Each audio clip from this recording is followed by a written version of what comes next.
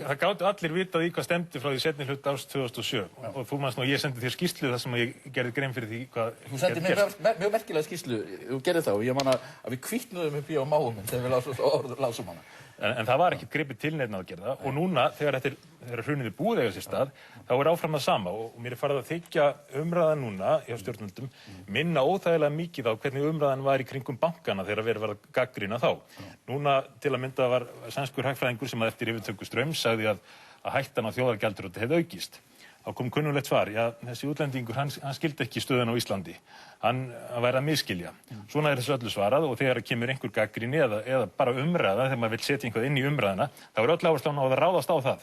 Þú manst hvernig það var ráðist á alla sem að komi fram með einhvað það hér væri verulega hætta á fyrr. Nú er skuldatrygging álag íslenska ríkisins orðið herra heldur en það var hjá bönkunum rétt á hana þeir hrundu.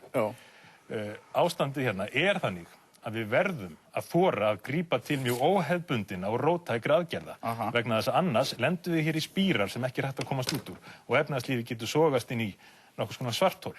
Þannig að við þurfum í fyrsta lagi að horfast í augu við stöðuna, nýta okkur þá kosti sem við höfum og einn af þeim kostum er sá að bankakerfið er þegar búið að hrynja og það er búið að afskrifa Ísland að mestu leyti. Þessi kröfuhafar gera ekki ráð fyrir að fá nema kannski 1 eða 2% og skárra væri það nú þó að það gengi áfram til fólksins sem að skuldar heldur en að sé haldið áfram að pína það eins og forsætisráðherra orðaði að fólk verði látið borga eins og það getur í 5 ár og svo fær það skuldaniðurfellingu. Þá er orðið of seint, þá er íslenska hagkerfið hrunið. Við þurfum að þora að fara í þær aðgerðir sem þarf núna strax og ef við gerum það, þá er staða Íslands ekki svo slæm.